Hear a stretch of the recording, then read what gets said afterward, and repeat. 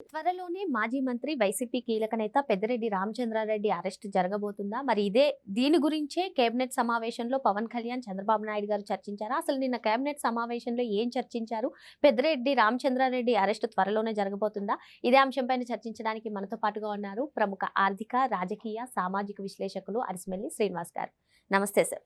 నమస్కారం అండి. పెద్దిరెడ్డి భూ కబ్జాల గురించి గత కొద్ది కాలంగా కూడా చర్చ నడుస్తుంది సార్. మరి ఈయన పైన చర్యలు ఉండవు అనైతే కొందరైతే విశ్లేషణలు కూడా జరిపారు. కొందరు సోషల్ మీడియాలో తమ అభిప్రాయాన్ని కూడా వ్యక్తం చేసుకున్నారు. ఈ నేపథ్యంలో అసలు పెద్దిరెడ్డి రామచంద్రారెడ్డికి సంబంధించినటువంటి భూ ఆక్రమణలకు సంబంధించి అన్ని ఆధారాలు నా దగ్గర ఉన్నాయి, వీడియోలు తీయించానని చెప్పి డిప్యూటీ సీఎం పవన్ కళ్యాణ్ చెప్పడం, మరి మంత్రులతో అసలు ఏ విధంగా చర్యలు తీసుకోవాలి అని చెప్పి చంద్రబాబు నాయుడు గారు మాట్లాడడం, ఇదంతా కూడా చూసుకున్నట్లయితే ఈ సిఐఐ సదస్సు తర్వాత ఫస్ట్ అరెస్ట్ జరగబోయేది పెద్దిరెడ్డి రామచంద్రారెడ్డిదే అని కొందరు చెప్తున్నారు. మరి మీ అభిప్రాయం ఏంటి? ఇప్పుడు యాక్చువల్గానండి 2024 జూన్ 4వ తారీఖు ఫలితాలు వచ్చిన వెంటనే మదనపల్లి రెవెన్యూ కార్యాలయం ఎండిఓ ఎంఆర్ఓ కార్యాలయంలో ఫైళ్ళన్నీ దగ్ధమైపోయినాయి. చాలా ఇంపార్టెంట్ పేపర్స్ అన్నీ కూడా కాల్ చేయడం జరిగింది. వాళ్ళు ఆగమేఘాల మీద అప్పటి సిసోడియా గారు హెలికాప్టర్లో వెళ్ళాడు. దాని మీద చాలా సీరియస్ యాక్షన్ ఉంటుంది అన్నారు. అందులో కొంతమందిని అరెస్ట్ చేశారు, వాళ్ళ మీద విచారణ జరిపారు. తర్వాత అనూహ్యంగా దాని ప్రస్తావన రాలేదు. అంతేకాకుండా అప్పుడు తిరుపతి, చిత్తూరు కలెక్టర్లో 800 ఎకరాలు అక్రమంగా వాళ్ళకి హస్తగతం చేసింది, అది ఒకటి వచ్చింది బయటికి. ఆయన మీద చర్యలు కూడా కనిపించలేదు. పెద్దిరెడ్డి రామచంద్రారెడ్డి అక్రమాలు, అన్యాయం, అరాచకం, దోపిడీ చానాళ్ళుగా సాగుతూ వచ్చింది. గత 5 ఏళ్లలో పరాకాష్ఠకి వెళ్ళింది. అతను ఒక మాఫియా. అంటే పాల రైతులు, పాడి పరిశ్రమ మీద అతను ముద్ర ఉంది. అతను మోనోపలీగా పాడి రైతులందరికీ కూడా చాలా ద్రోహం చేసి అడ్డగోలుగా వాళ్ళ దగ్గర కొని వేరే వాళ్ళకి పోసుకుంటే కూడా పాలు వాళ్ళ మీద దౌర్జన్యం, దుర్మార్గం చేశాడు. అలాగే మామిడి మార్కెట్, మామిడి రైతుల మీద వీళ్ళకే అమ్మాలి. ప్రతి లోడుకి కింటాలకి ఇంత అని చెప్పేసి వాళ్ళు కప్పం కట్టాలి. అలాగే భూములు, అటవీ భూములు ఆక్రమించి వాళ్ళు అక్కడ పెద్ద పెద్ద బిల్డింగ్లు కట్టారు. భూములు సొంతంగా వందలాది ఎకరాలు భూ ఆక్రమణలు చేశారు, వాళ్ళు హస్తగతం చేసుకున్నారు. ఇవన్నీ ఒక ఎత్తు అయితే ఇదంతా అవినీతికి సంబంధించి, అరాచకానికి సంబంధించి అక్కడ అతను మకుటం లేని మహారాజుగా పొంగనూరు, తమ్మలపల్లి 2 నియోజకవర్గాల్లో అతను ఏ స్థాయికి తన నేర సామ్రాజ్యాన్ని విస్తరించాడంటే, ఇప్పుడు గెలిచిన కూటమి పార్టీలో కూడా తన మనిషిని పంపించి అక్కడ ఉద్దేశపూర్వకంగా ఓడిపోయి తన తమ్ముడు గెలిచేంత ప్రణాళిక వేసుకున్నాడో దాన్ని వీళ్ళు అడ్డుకోలేపారు. ఎందుకంటే పార్టీలో కొత్తగా జాయిన్ అయ్యాడు, అతను కొంతమంది రికమెండ్ చేశారు, అతను మారిన మనిషి మనకు చేస్తున్నాడో అన్నట్టుగా ఏదో చెప్పుకుంటారు, మాయ చేసి మసిపూసారు. దాంట్లో వీళ్ళు పడ్డారు ఆ ట్రాప్లో. అక్కడ అతను అనుకున్నట్టుగానే ఓడిపోయాడు, వాళ్ళ తమ్ముడు గెలిచాడు. దానికి సంబంధించి ఎంపీ కూడా వాళ్ళ మనిషే గెలిచాడు, వాళ్ళ అబ్బాయి మిథున్ రెడ్డి. అంటే వాళ్ళ సామ్రాజ్యాన్ని భద్రంగా వాళ్ళు కాపలా కాసుకుంటున్నారు. వాళ్ళు ప్రాతినిధ్యం వహించిన పార్టీ అట్రప్లాప్ అయిపోయి అడ్రస్ లేకుండా పోయినా పెద్దిరెడ్డి కానీ, వాళ్ళ తమ్ముడు కానీ, వాళ్ళ కొడుకు కానీ శుభ్రంగా వాళ్ళ స్థానాల్లో భద్రంగా ఉన్నారు.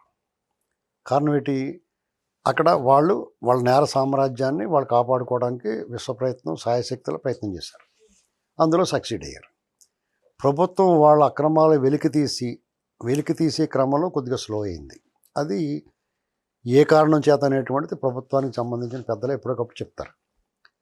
ఈలోగా అందరికీ కూడా అనేక అనుమానాలు. పెద్దిరెడ్డి రామచంద్రారెడ్డికి ఏం అవ్వదో ఇలాగా. పెద్దిరెడ్డి రామచంద్రారెడ్డి అరాచకాలు, వాళ్ళ తాలూకు అనునూయుల అరాచకాలు ఏ రేంజ్లో ఉంటాయంటే, వాళ్ళ అధికారంలో ఉన్నప్పుడు సాక్షాత్తు మాజీ ముఖ్యమంత్రి చంద్రబాబు నాయుడు గారి మీద వాళ్ళే దాడి చేసి పోలీసుల సహాయంతో వాళ్ళే తిరిగి ఆయన మీద మర్డర్ కేసు పెట్టేంత దారుణమైన అరాచకాన్ని తెగబడ్డారు.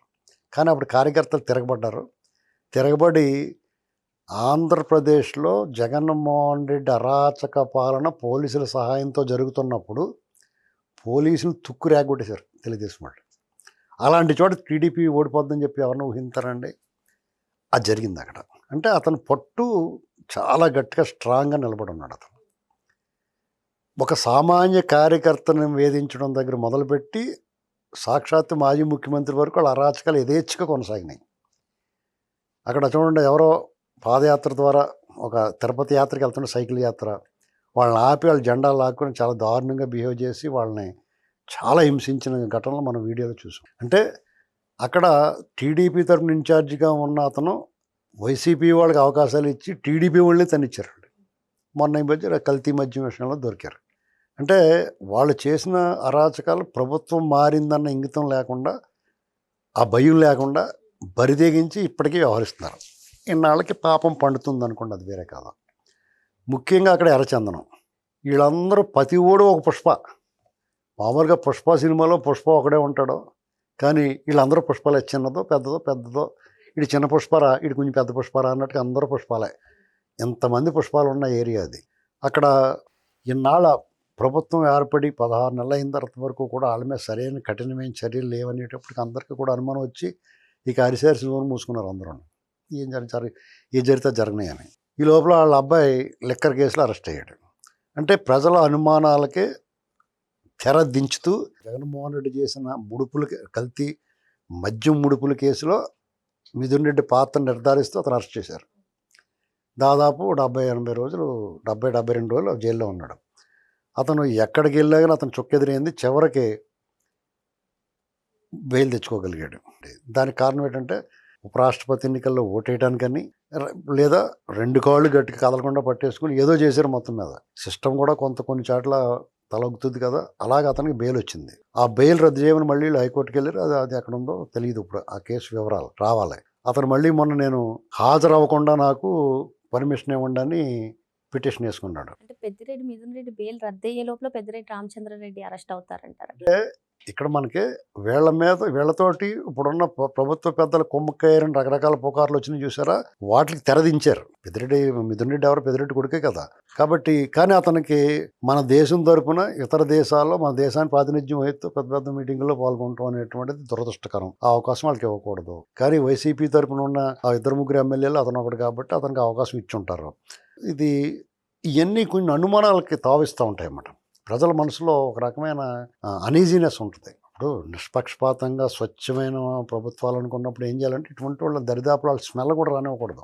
వాళ్ళు మన గదిలోకి వచ్చినప్పుడు వాళ్ళ ఒంటి నుంచి వచ్చే స్మెల్ కూడా మనం పీల్చకూడదు. అంత దూరంగా పెట్టాలి.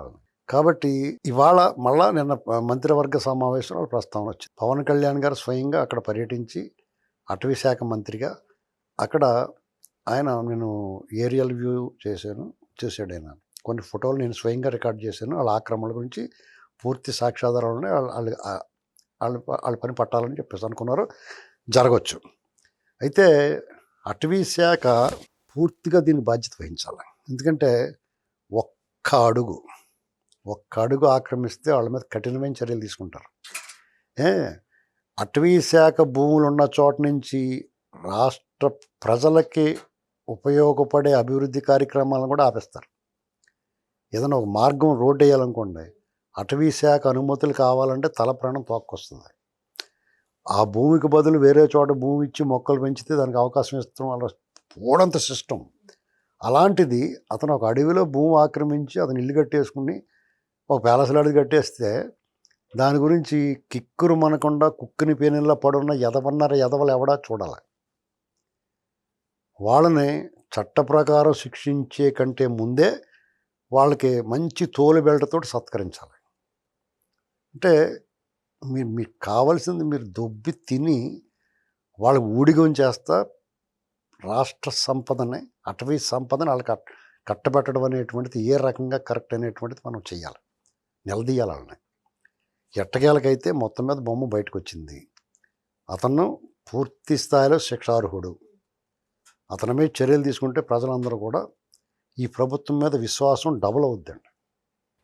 అంటే పవన్ కళ్యాణ్ గారు మాట్లాడుతూ ఈ ఎర్రచందనం విషయంలో నలుగురు కింగ్ పిన్లు ఉన్నారు అంటున్నారు సార్. కానీ వీళ్ళందరికీ కూడా main kingpin Peddireddy Ramachandra Reddy అని చెప్పి కొందరు చెప్తున్నారు. చెప్తున్నానండి ఇక్కడ అందరూ పుష్పాలే, అందరికి ఓటాలు ఉంటాయి. పుష్ప సినిమా చూసారా మీరు? సేమ్ కొత్తగా ఎక్కడి నుంచి వాళ్ళు సొంతంగా బుర్రలోంచి కల్పించిన కథ కాదు అది.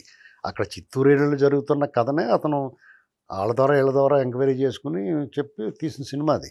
అందరూ పుష్పాలు, అందరికి ఓటాలు ఉంటాయి అక్కడ. దాన్ని బ్రేక్ చేయాలి. ఎందుకంటే అది మనకు అది శేషాచల వడాల్లో తప్ప ఎక్కడా పెరగదు. అది మన పెద్ద సంపద అండి, అది రాష్ట్ర సంపద అది.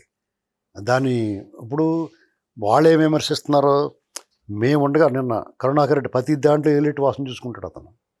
అతను వచ్చి మేము ఉండగా 2 లక్షల టన్నులు పట్టుకున్నాం, ఇప్పుడు అసలు ఏమి పట్టుకోలేదు అంటాడు.